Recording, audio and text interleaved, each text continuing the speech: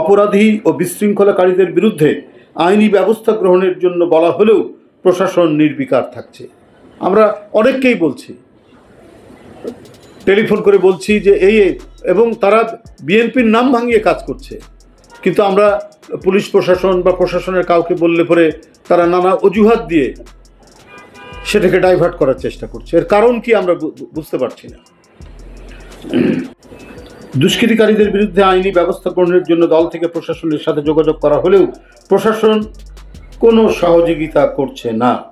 অন্তর্বর্তীকালীন সরকার ক্ষমতাসীন হওয়ার পর থেকে এখন পর্যন্ত পুলিশ প্রশাসন খুব একটা সক্রিয় হয়নি, বরং কোনো কোনো ক্ষেত্রে কেউ কেউ উদ্দেশ্য প্রণোদিতভাবে কলকাঠি নাড়ছেন বলে স্পষ্টত প্রতীয়মান হয়। এরকম পরিস্থিতি চলতে থাকলে সমাজ, সংস্কৃতি, সভ্য আচরণ বিপন্ন হয়ে পড়বে।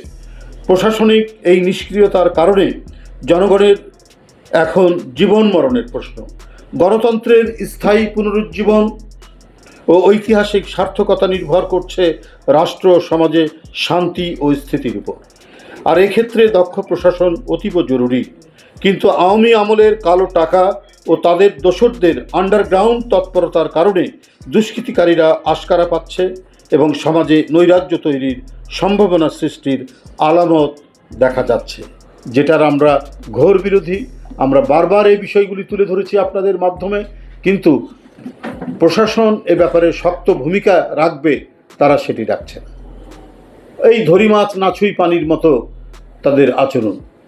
কিন্তু প্রশাসনকে বলার পরেও তাদের তো উদ্দেশ্য, আমরা বলছি ওরা বিএনপির নামে করছে, আমরাই বলছি বিএনপির পক্ষ থেকে যেদেরকে ধরুন, এবং যারা নানা রঙে, নানা কালারে এবং বিভিন্ন জায়গায় আরও বিভিন্ন রাজনৈতিক দলের নেতাদের কথা শোনা যাচ্ছে, তাদেরকে তো একবারই সম্পূর্ণরূপে ধরাছোঁয়ার বাইরে।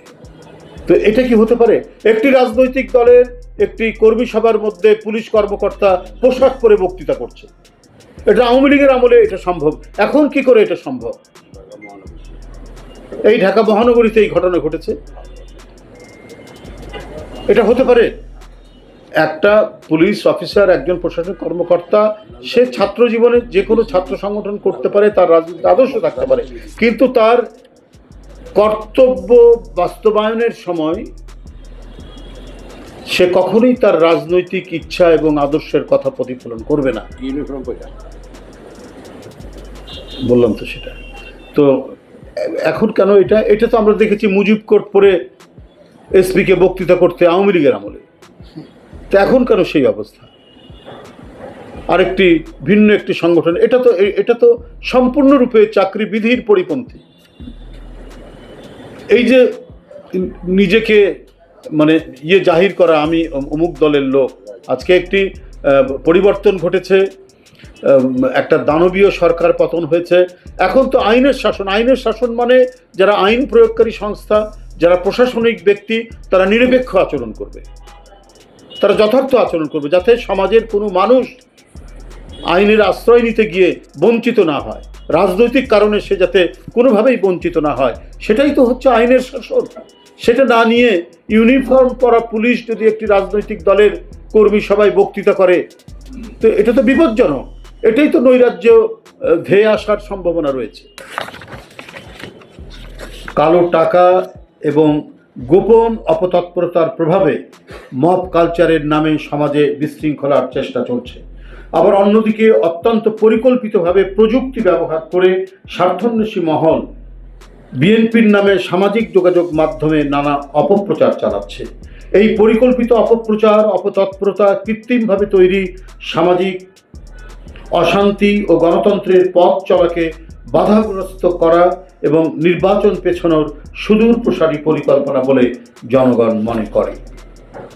শেখ হাসিনার আমলে অদ্ভুত উন্নয়নের বয়ানের মতো এখন নির্বাচন পেছানো নিয়ে নানা ধরনের বয়ান দেয়া হচ্ছে। সাংবাদিক বন্ধুরা, বিএনপির নাম ভাঙিয়ে যারা অপকর্মের সাথে জড়িত তাদের বিরুদ্ধে তাৎক্ষণিকভাবে দল থেকে সাংগঠনিক ব্যবস্থা গ্রহণ করে আসা হচ্ছে। দলের ভেতরে থাকা কোনো ব্যক্তি অপকর্মের সাথে যুক্ত হলে তাকে কোনোভাবেই ছাড় দেওয়া হচ্ছে না। ইতিমধ্যে বেশ কিছু নেতাকর্মীকে বহিষ্কার, অব্যাহতি প্রদান, পদ স্থগিত, কারণ দর্শানোর নোটিশ প্রদান করা হয়েছে।